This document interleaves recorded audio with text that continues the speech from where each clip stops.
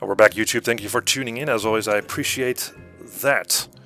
As you might know, sometimes I just go through my Steam list of games in alphabetical order. And I'll stumble upon a game that I play and then review. This time around, it is Agent A, and that is a puzzle game where you play a secret agent in pursuit of Ruby, this murderous criminal dame who works for another criminal mastermind, of course.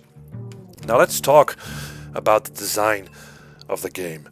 The graphics, they look amazing, colorful, clear, clean cut, comic book style, really, really nice.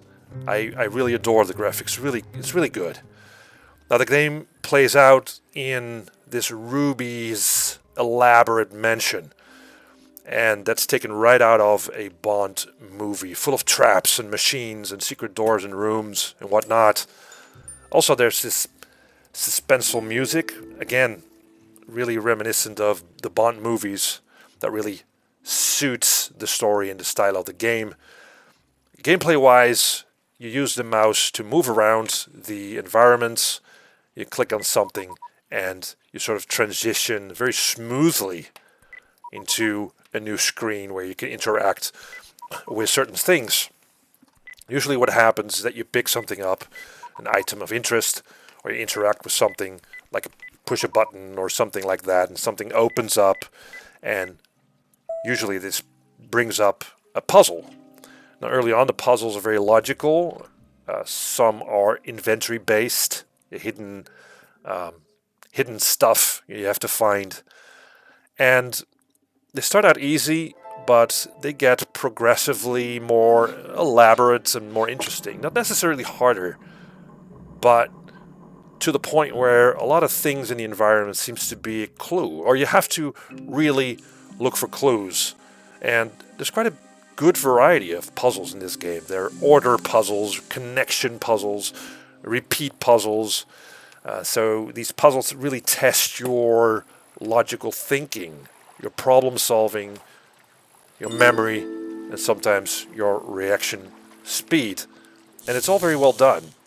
I mean, the puzzles are really very nice, you know, no puzzle seems to be the same. And there aren't a whole lot of things to complain about. But in later missions, there's a lot of different places you will visit and revisit in the house, and you have to perform various tasks and solve puzzles. So sometimes it's kind of difficult to keep track of everything. Also, you can be confronted with a puzzle that you can't solve yet at a certain point in the game because you haven't done something else somewhere in the house that you need to do so you can progress in some other place and then come back to the puzzle, which makes for some non-linear gameplay, but also can confuse the player. Because again, once I see this puzzle, I think, oh, I can already solve them because I'm confronted with this puzzle, so I'm trying to solve them. And then I think, oh, well, maybe I need to find something first, and then, you know, you track back and try and get some other thing going and the answer for. So again, can be a little bit confusing. But as a person who normally doesn't like puzzle games, I thought this was actually really good. I really enjoyed it. Doesn't overstay its welcome.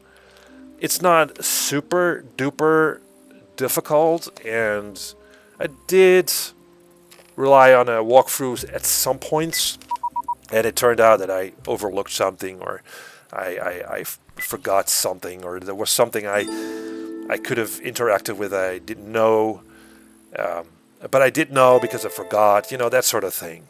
So overall, I really enjoy this game. I bought it on Steam in a sale for, I think, for $1 something. It was really cheap. So normally it's $19, but it gets really cheap. So if you're interested, you should really wait for the sale and pick it up and play it. It's definitely worth your time. Thank you guys for watching, and see you next time.